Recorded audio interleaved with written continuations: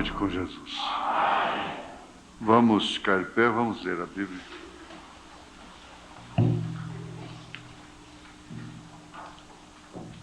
Eu vou ler novamente do verso 12 ao verso 17, porque nós estamos estudando essa parte dos selos e eu fico devendo elas para mim mesmo, não é? E havendo aberto o sexto selo, olhei, e eis que houve um grande tremor de terra, e o sol tornou-se negro como saco de silício, e a lua tornou-se como sangue. E as estrelas do céu caíram sobre a terra, como quando a figueira lança de si os seus figos verdes, abalada por um vento forte. E o céu retirou-se como um livro que se enrola. E todos os montes e ilhas foram removidos dos seus lugares. E os reis da terra, e os grandes, e os ricos, e os tribunos, e os poderosos, e todo servo e todo livre se esconderam nas cavernas e nas rochas das montanhas. E diziam os montes e aos rochedos: cai sobre nós, escondei-nos do rosto daquele que está sentado sobre o trono e da ira do Cordeiro, porque é vindo o grande dia da sua ira, e quem poderá subsistir? Agora, Senhor Jesus, nós mais uma vez oramos a Ti, agradecendo, porque a melhor coisa que o Senhor tinha para nos dar, para dar ao homem, tem chegado a nós em tempo oportuno, que é a Tua palavra. Não existe outra coisa melhor. Se o Senhor nos dá saúde, a saúde não é melhor. Se o Senhor nos dá mais anos de vida aqui, isso não é melhor. Se o Senhor nos dá uma boa companheira, isso não é o melhor. Nos dá um bom companheiro, isso não é o melhor. O melhor que o Senhor tinha para nos dar era a Tua palavra. E entre esses milhões e milhões que povoam a terra, nós estamos entre os poucos aos quais esta palavra tem sido revelada. Nós estamos aqui agradecidos ao Senhor. Se alguém de nós tem que partir, partiu com o melhor. Em nome de Jesus Cristo, ó Deus. Sabendo que o Senhor pode prolongar os dias, o Senhor pode mudar os quadros, o Senhor pode ressuscitar, o Senhor pode fazer o que o homem não pode fazer. O Senhor é o Deus do impossível. O Senhor é o mesmo, ontem, hoje e eternamente. O Senhor não muda. Não existe mal grande para o Senhor. Mal grande, mal pequeno. Qualquer mal o Senhor pode, no estalar de um dedo, desfazer aquilo. O Senhor pode restituir as células, porque foi o Senhor quem fez células. Nós cremos no Senhor para viver, cremos no Senhor para morrer, cremos no Senhor para ressuscitar. Em nome de Jesus Cristo, Pai, encomendamos as nossas vidas a Ti, as nossas almas ao Senhor. Amém. Sentai-vos.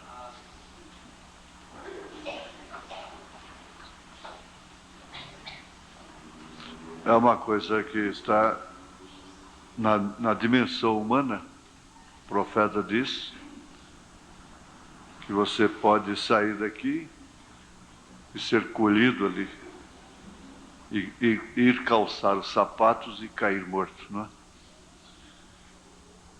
Mas Deus permite tudo isso sabendo que Ele pode ressuscitar também. Ele vai ressuscitar. Eu gostaria de saber o seguinte, é um pouco difícil apanhar de surpresa, assim. Haveria alguma pergunta em relação ao sexto selo?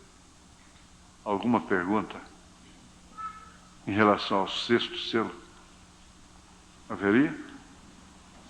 Tem algum irmão que tem uma pergunta sobre o sexto selo?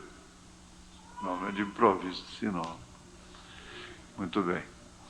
Mas nós vamos observar uma coisa muito interessante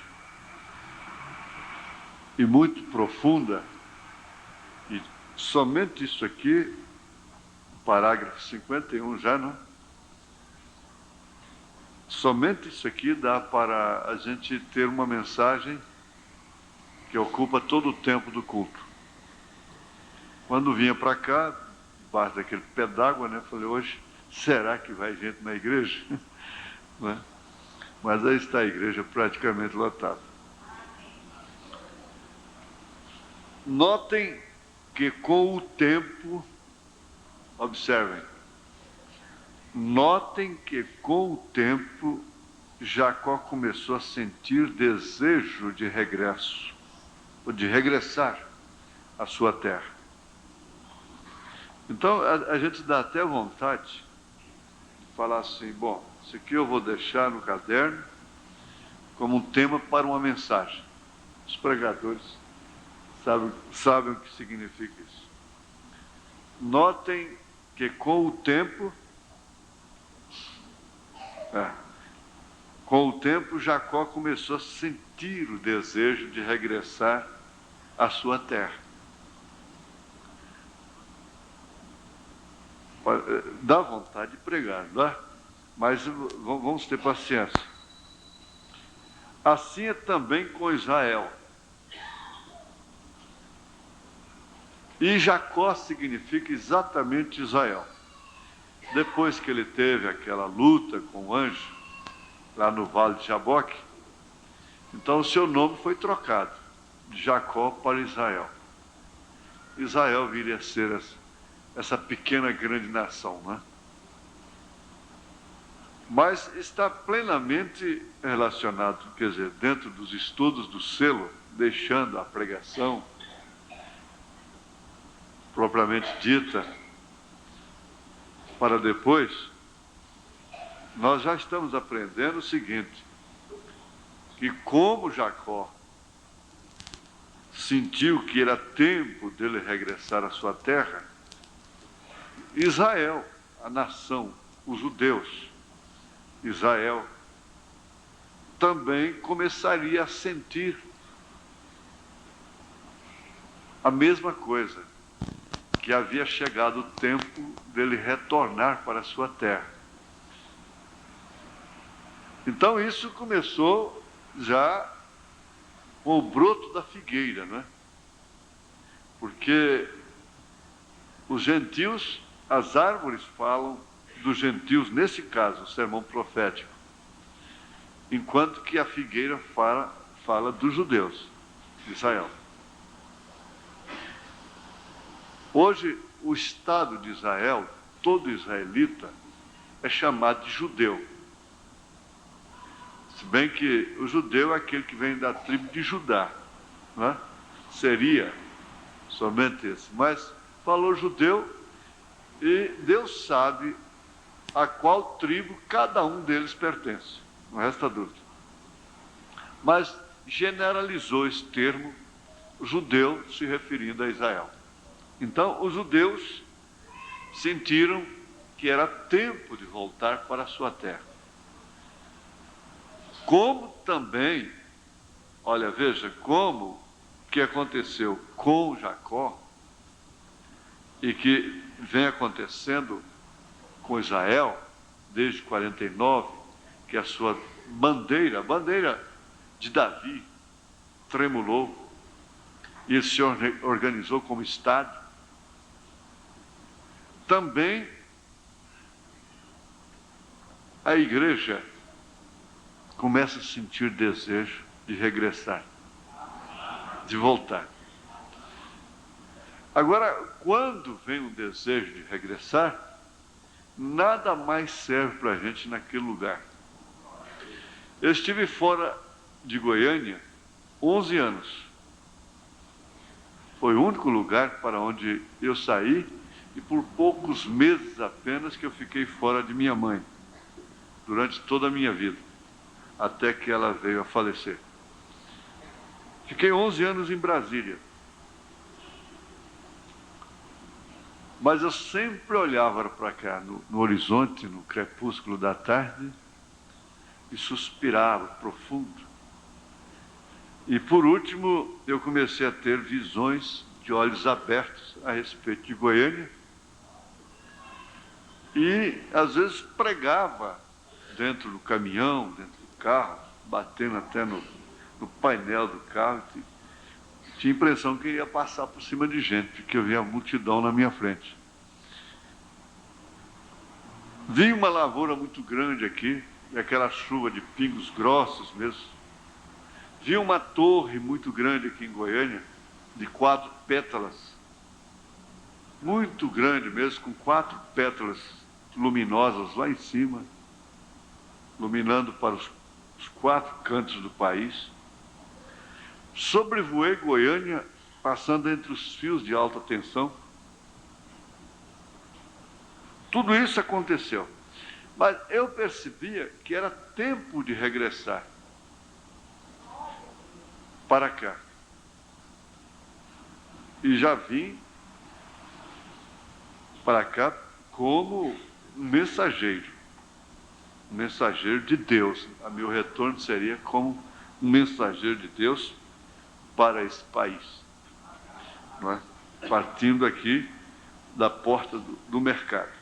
Mas o que eu quero fazer menção é de que,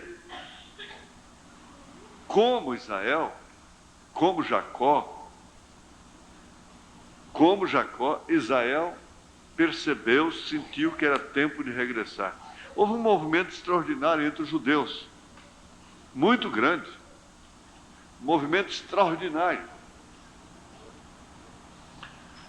E aquele contato internacional, mundial, judeu da Rússia, judeu da Alemanha, judeu dos Estados Unidos, judeu do Brasil, judeus da Espanha, judeus estavam espalhados no mundo todo.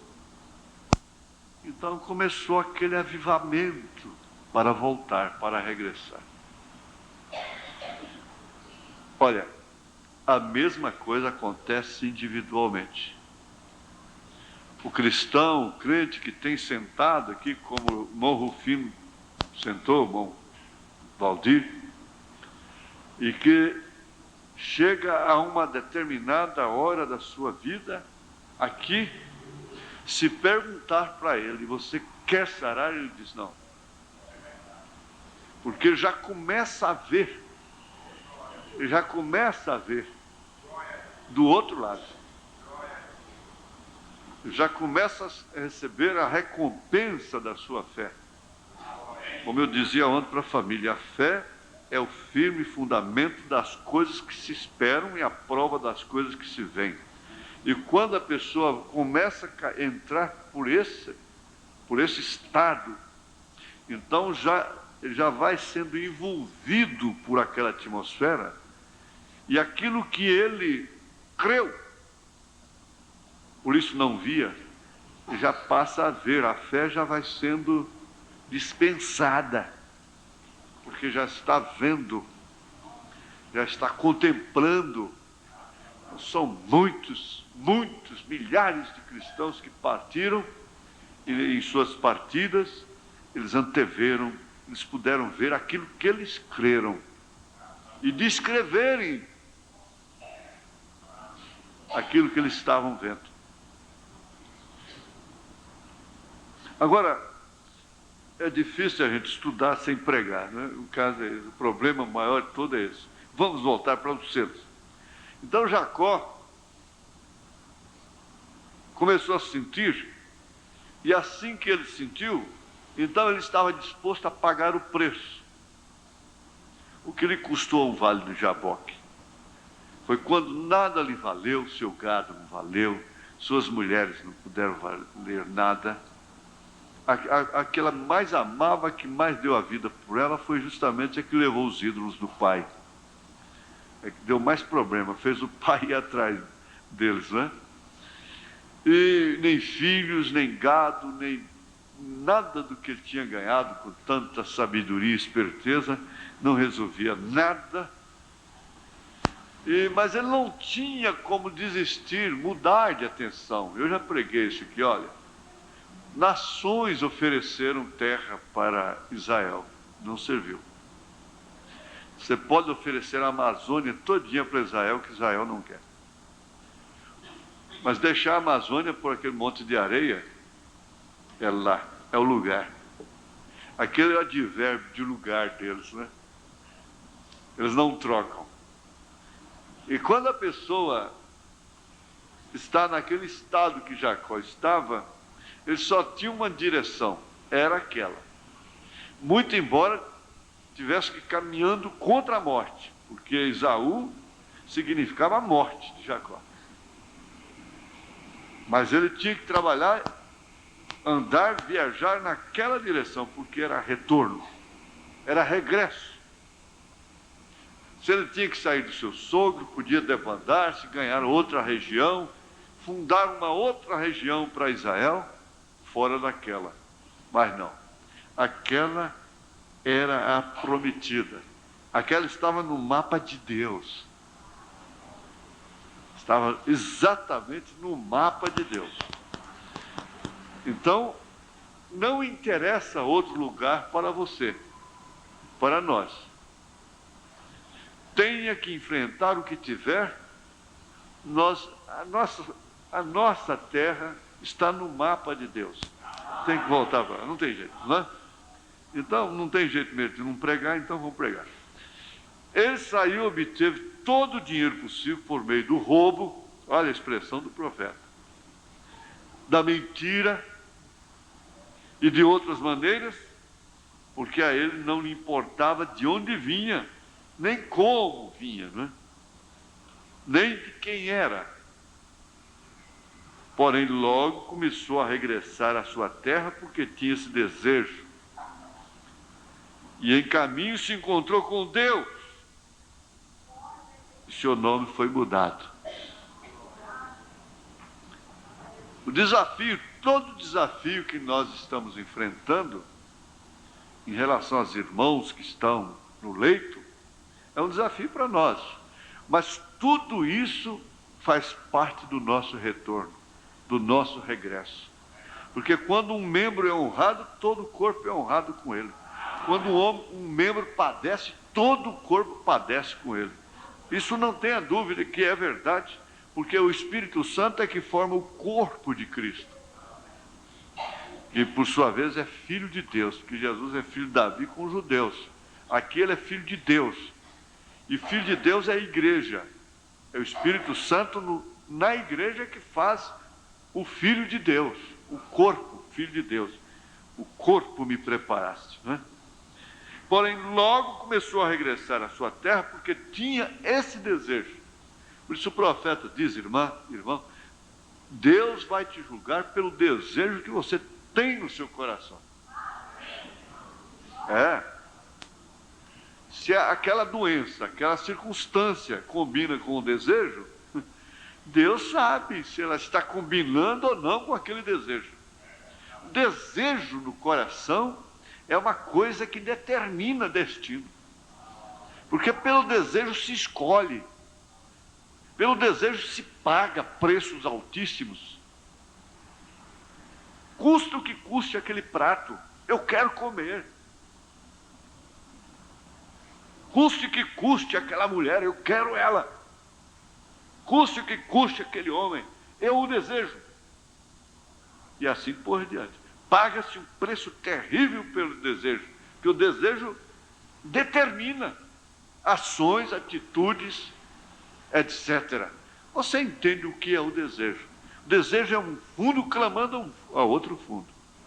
A mulher gestante começa a desejar abacaxi, e o profeta diz, na verdade, é a criança lá dentro que está querendo abacaxi, precisando do abacaxi, precisando daqueles ingredientes que estão no abacaxi. Então sai esse marido aí coçando a cabeça para tudo quanto é lado. Não é tempo de abacaxi, e vai para aqui, vai para acolá, mas tem que trazer abacaxi.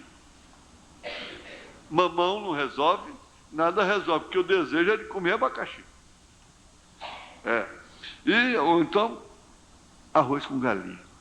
Até isso elas desejam. Você já pensou? Isso é um absurdo, não é?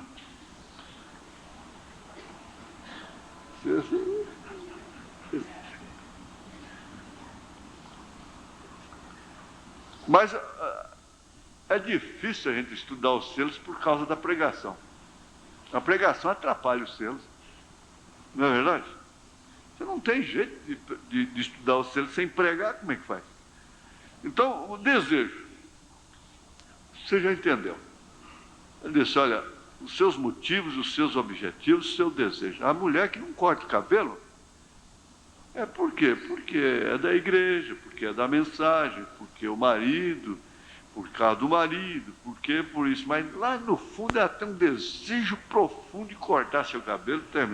Deus está vendo ela com o cabelo cortado. Desejo é uma coisa tremenda, não é certo? Agora, porque tinha esse desejo, e por isso ele procurou satisfazer o seu desejo. O seu desejo te domina. O seu desejo seja para ele, é a Bíblia, né? E em caminho se encontrou com Deus, e seu nome foi mudado. Porém, nesse tempo, ele estava muito preocupado, porque temia Esaú, tinha os acertos a fazer, estava ali perseguindo. E notem o dinheiro, tal como será neste dia, quando os judeus fizeram pacto financeiro com Roma, fizerem o pacto financeiro com Roma, que já está nas suas preliminares, nos seus primeiros passos.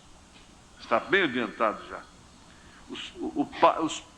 Os pactos preliminares já estão sendo feitos para, por fim, chegar no pacto financeiro e levar a rasteira que a grande prostituta vai dar nele. Agora, Esaú não tinha necessidade do dinheiro de Jacó, porque quando o outro lado o assunto é dinheiro, é fácil resolver. Então paga e acabou. Mas o problema não é dinheiro.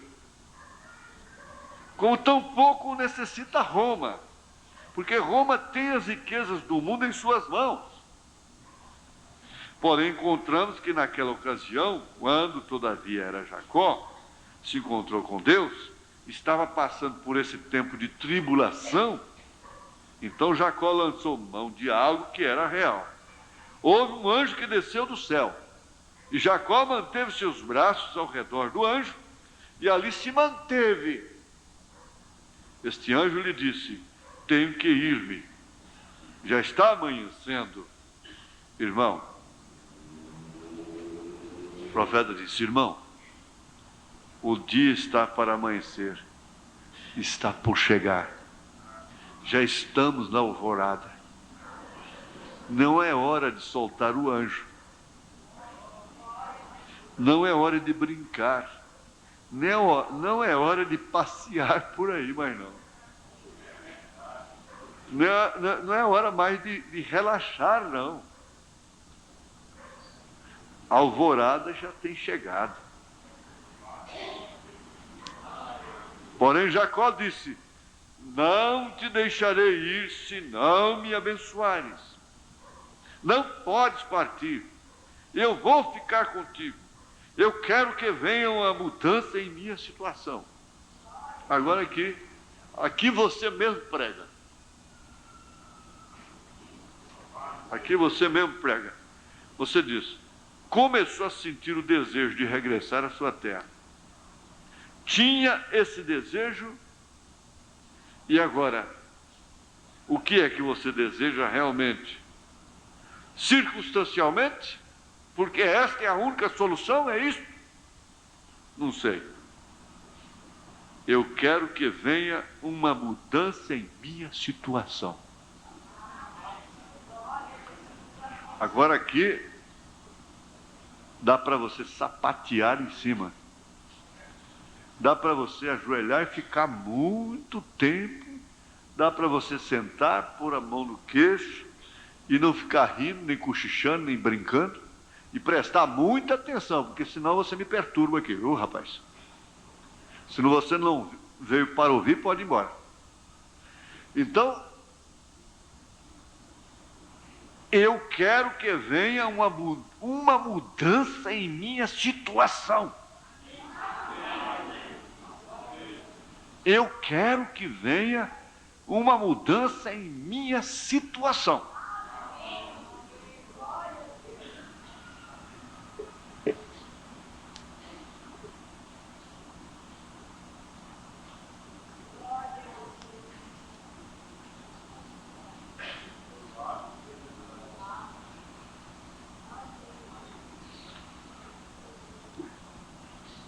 Qual é o seu problema?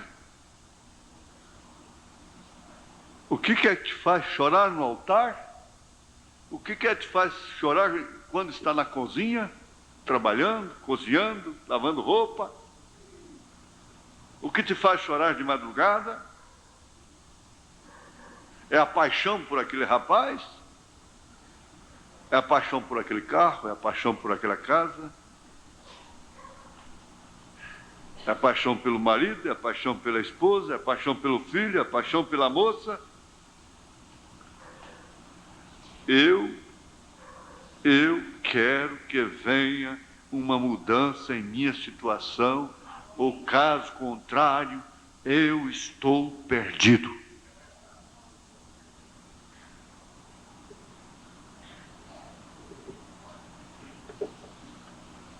E eu quero que venha uma mudança em minha situação.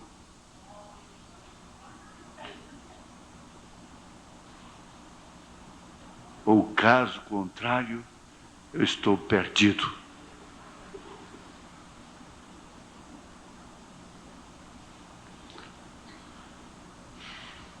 Não se pode falar nessa gente sem sobrar para nós. Você diz assim, o que tem a ver o sexto selo com a noiva? Não tem nada a ver. Quando nós estamos estudando o sexto selo, quando esse sexto selo estiver acontecendo, a noiva está nas bodas do Cordeiro. Não tem que mudar a situação nenhuma dela. Ela não está em problemas. Ela não está em dificuldades. Ela não está chorando a partida de ninguém. Ela não está com o olho no canhoto do cheque que deu, pré-datado.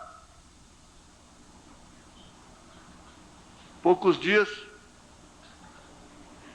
um irmão de outro estado lá, estado do Pará, esse mundo aí. Meu Deus, espera aí, gente. Tenha dó. Escova de dente. Escova de escovar dente. Mulher e cheque não é coisa que se empresta para ninguém. A pessoa que pede um cheque emprestado, ela já está dizendo que ela é uma desordenada. Ela não tem honestidade em si. Agora está aquele irmão lá, louco, completamente louco. E se não estiver na cadeia já, se não já foi preso, porque emprestou um cheque para outro irmão. O irmão enche o cheque lá e manda para o banco. Sem nenhuma condição de ressarcir.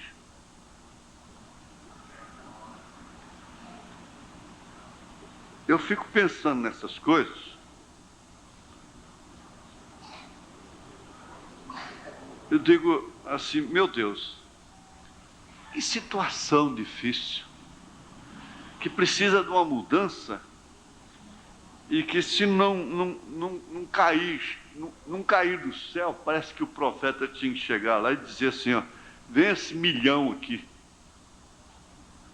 pela palavra falada, porque seria o único meio desse irmão sair dessa situação.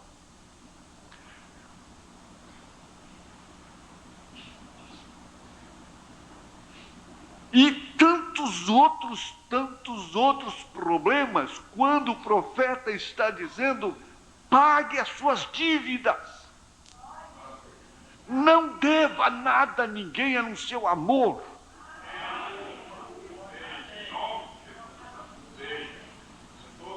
Situações dificílimas, de choques, de mágoas, de tristezas, de raiz de amargura, de necessidades.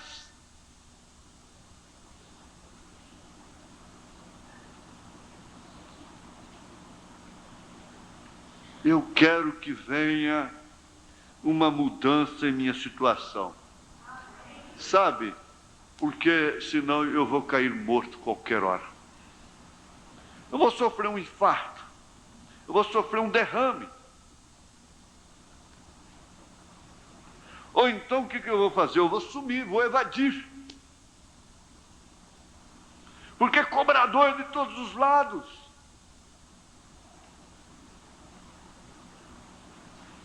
E eu só tenho um caminho para voltar. Eu recuar da igreja eu não posso, sair da comunhão eu não posso. Eu tenho que enfrentar o Esaú.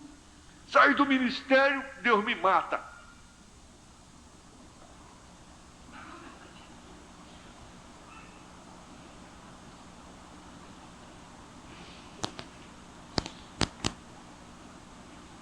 Eu quero, eu preciso.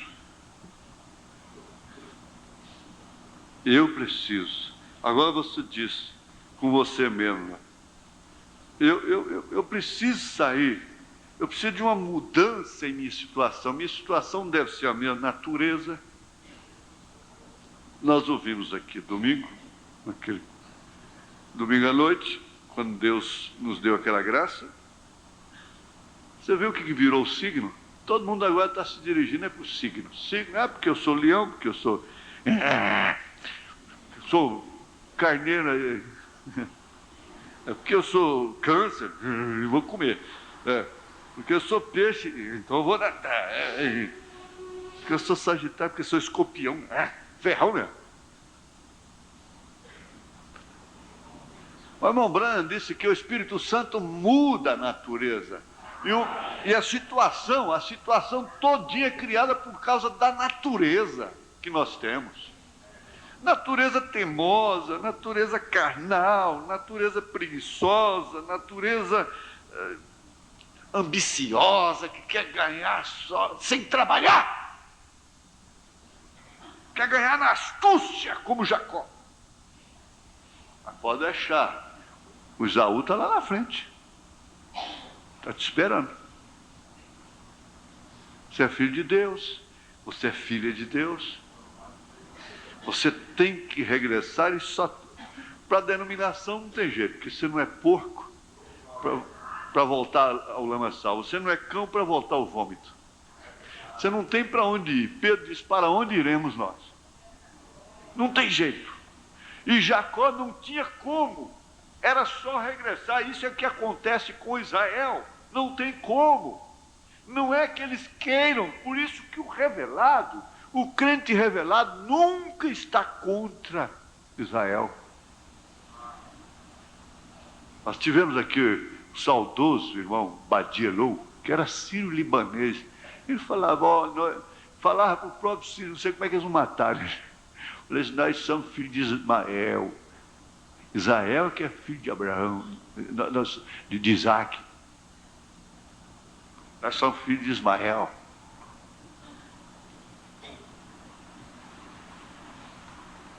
Como nação. Judeu é que é filho de Isaac, é o filho legítimo de Abraão.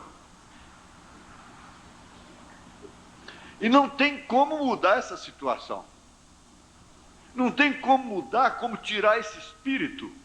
Então é que eu não tenho como ir para o mundo e não tem como.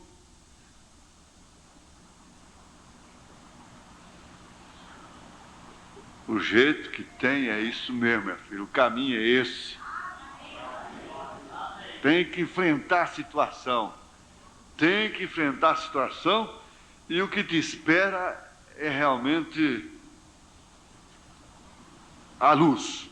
A luz que vai botar tudo claro, tudo limpo. É o sinal. Mas vamos prosseguir. Só mais um pouquinho.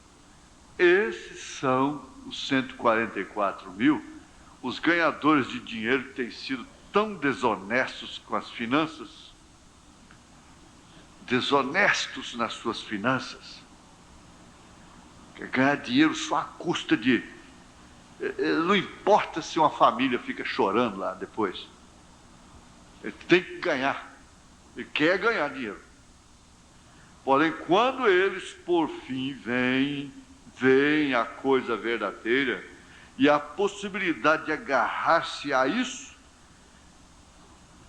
então é exatamente aí que chega Moisés e Elias. Amém.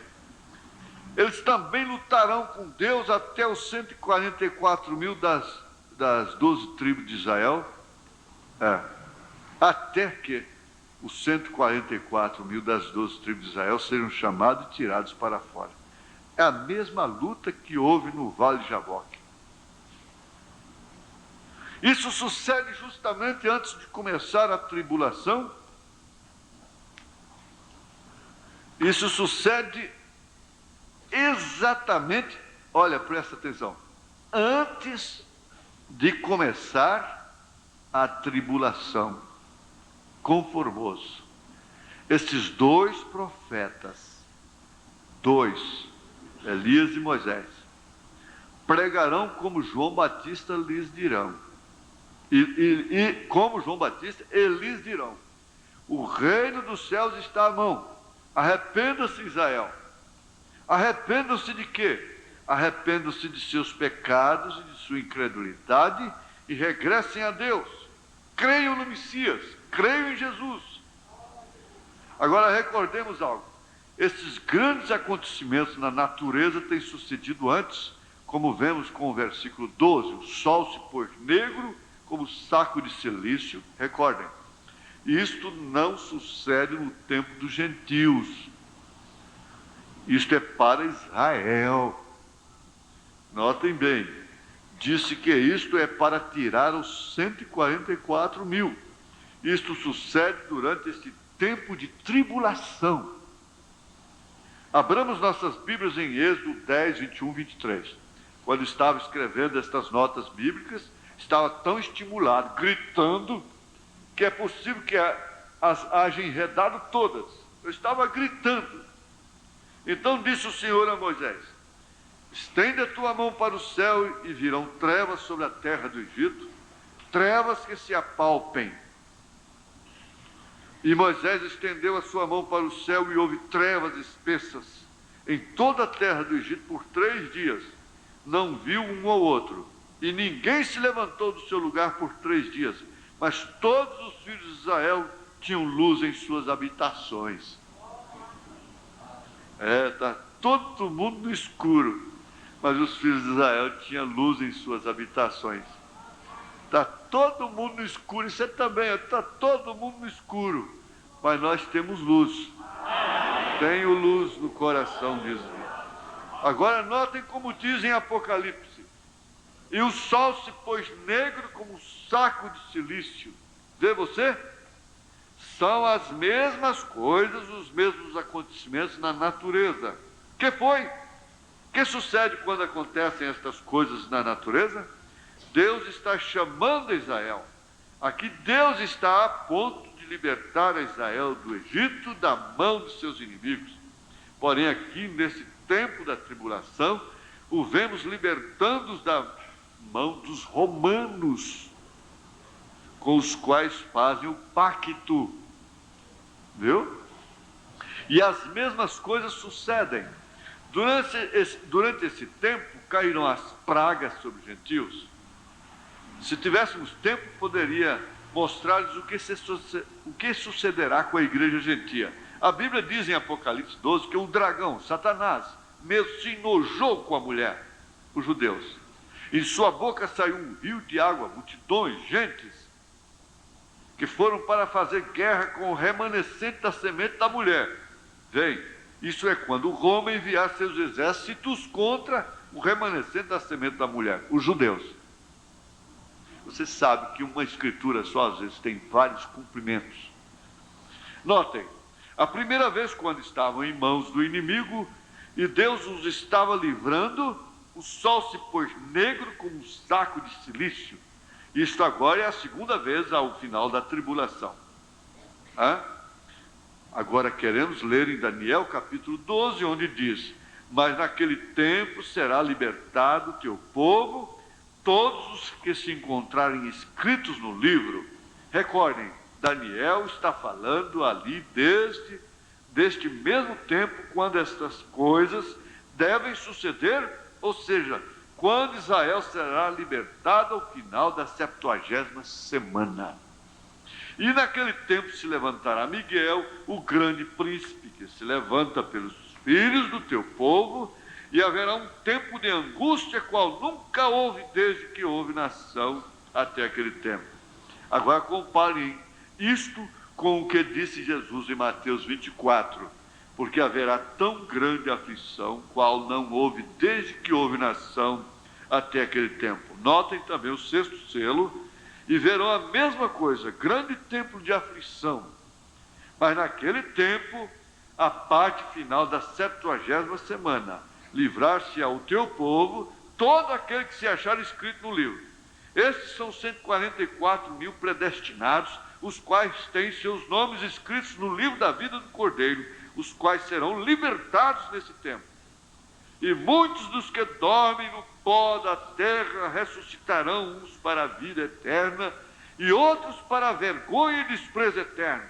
Os entendidos resplandecerão como o resplendor do firmamento, e os que a muitos ensinam a justiça refulgirão como as estrelas sempre e eternamente.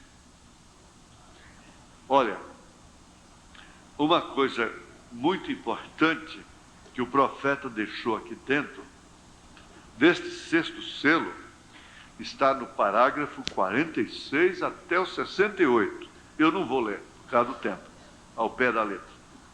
Mas todos conhecem muito bem. Quando se fala da prima órfã, a gente pensa, bom, é história animadora que o profeta contou para, quem sabe, preparando o ambiente para pregar os selos. Não.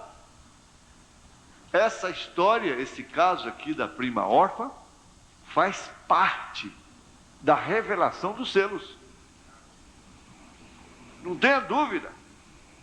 Por quê? Ele começa a contar a história e daquele rapaz que era muito rico, seu pai muito rico, e ele dono daquelas fazendas, dono daqueles ranchos, e ele diz assim que ele não encontrou uma mulher que prestasse em Chicago, onde naquela época já havia 30.000 abortos por mês.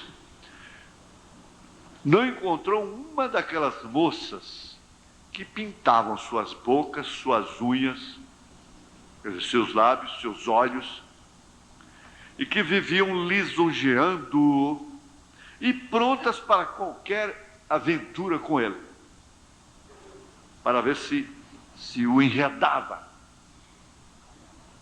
Então, ele não encontrou em Chicago nenhuma sequer. Agora, veja se isso é apenas uma historinha que o irmão Brana pôs dentro do 6º selo para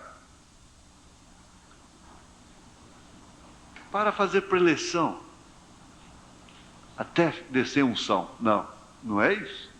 Isso está aqui dentro. Ele saiu como Jesus não tem encontrado.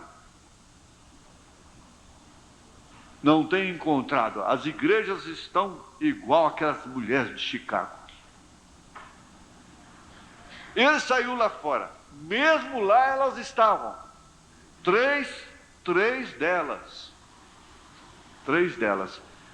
Aquele capataz tinha 3 filhas moças e criava uma sobrinha, que por sua vez era prima das 3 filhas, não é claro? Essa sobrinha era órfã. Agora, os visitantes que não conhecem a história ficam sabendo. Eles fizeram 3 dias de festa. E aquelas moças, as filhas do capataz, então o que elas faziam? Elas copiam a moda de onde? É de Paris? É de Hollywood? É do Rio de Janeiro? Elas se vestem sob inspiração de quem? De que maneira ele encontraria essas 3 moças lá? Era exatamente como as de Chicago. Você vai do extremo ao outro hoje com a televisão, então, porque de primeiro ainda levava um custo até chegar no Rio de Janeiro, do Rio de Janeiro passar para a revista Cruzeiro, revista mais antiga, aqueles figurinos para poder chegar aqui no interior, era falado pelo rádio, ditado pelo rádio, era muito custoso. Mas hoje você sai lá no oco do mundo, nas Brenhas do Pará, elas estão de shortinho do mesmo jeito, com as modinhas do diabo todinho. Elas se vestem iguais. Caiu uma unidade. Agora, de que forma essas moças seriam encontradas? Vestidas? Em que espírito elas estariam? O rapaz facilmente seria enganado. Essas aqui estão fora do espírito de Chicago. Mas não. Era a mesma coisa. E daquilo ele estava enojado. Porque o homem se enoja de tanta oferta.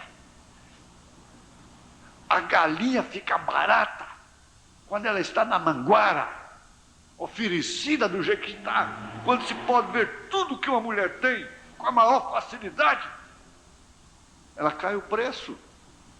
Cai o valor. Mocinha de 15 anos já não vale mais nada. Então o que aconteceu? Ele chegou lá, encontrou o mesmo espírito, falou, pronto. E baile para lá, e festa para cá, e baile para lá, e festa para cá, e elas requebrando a vida. Ele estava enjoado daquilo nos clubes de Chicago, naquelas coisas. Ele estava enojado daquilo. Eu vou querer uma coisa dessa para minha mulher? Esse homem tinha caráter.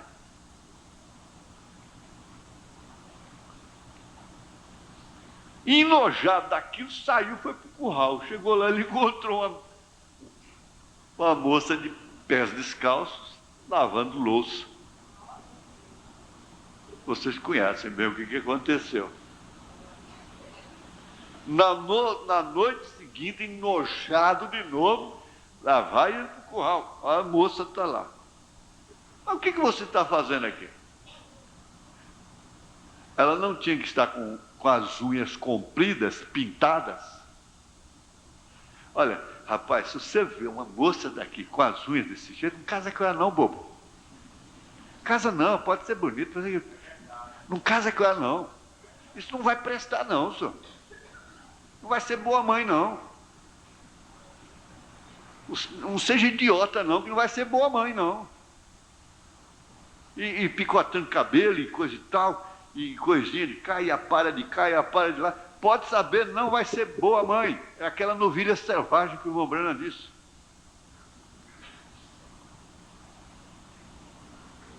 Elas também têm o que ver vocês também, viu? Não casa com ele não. Isso não vai ser um bom marido de jeito nenhum. Elas têm muita coisinha para ver vocês também, viu?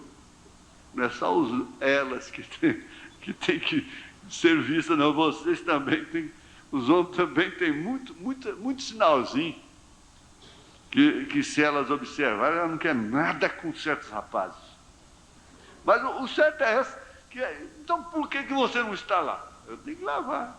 Ela não podia estar com as unhas pintadas, com as unhas arrumadas. Ela não podia estar com certo permanente, né? Certos penteados. com certas coisas. Ele disse: escuta, você quer casar comigo? Eu não canso de esquecer daquele meio bobo lá de Trindade, né? E chegava na minha prima, ele tinha um espírito de soldado com ele, vestia camisa amarela e um cap. Ele dizia: casa comigo, eu ponho em pecado tapuxê. Quer dizer, eu ponho empregada para você. Você casa comigo, eu ponho em pecado tapuxê. Quem mexer com você, eu ponho 3 dias na cadeia sem comer, sem beber. Toda vez que eu leio isso, eu lembro daquilo. Então ele chegou e disse: você se case comigo? Mas, gente, põe você no lugar daquela moça. Ela deve ter gelado dos pés até a cabeça. O que é isso, meu Deus? Esse rapaz está brincando comigo, é? Está zombando de mim, não é possível? Mas não, ela creu. A gente tem que ver isso. Jesus está fazendo a mesma coisa. Ele não está procurando igreja bonita, mulher bonita, não, gente. Mulher bonita, tu quanto é homem, cobiça. Ele não quer mulher bonita, não. Ele não está atrás disso, não. Ele está olhando é caráter. Ele está olhando é exatamente aquilo. Por que isso ficou dentro dos selos aqui, logo no início? É porque ele falou com ela creu, começou a arrumar, começou a preparar e foi criticada e foi zombada pelas denominações que estavam lá, criticada e zombada, perseguida, humilhada, mas ela continuou arrumando seu enxovalzinho. No dia certo, ele voltou. Ele voltou por ela e a levou. Agora, o irmão Brana vai revelar os selos, se tratando dessa grande aflição, desse saco de silício, essa grande aflição que os gentios estarão enfrentando, à sombra do ministério dos 2 profetas. Ele já diz assim: olha, aquele que visitou a você, que deu a promessa, já te buscou a essas alturas. Já veio. Ele já te levou para as bodas do Cordeiro. Você creu na palavra. Agora, você já saiu dessa situação. O seu desejo foi cumprido e você saiu daquela situação, dessa situação que não é boa, que não é cômoda. Abraão e Sara estavam numa situação ridícula, difícil, custosa. Mas de repente, Deus veio e mudou a situação. Tudo isso está relacionado com essa transformação que acontece antes desses 2 selos, o 5º e o 6º selo, que é a conclusão do 4º selo. Aqui ainda teria ainda do outro lado, nós iríamos ver do outro lado, mas não dá mais tempo. Vamos ficar de pé?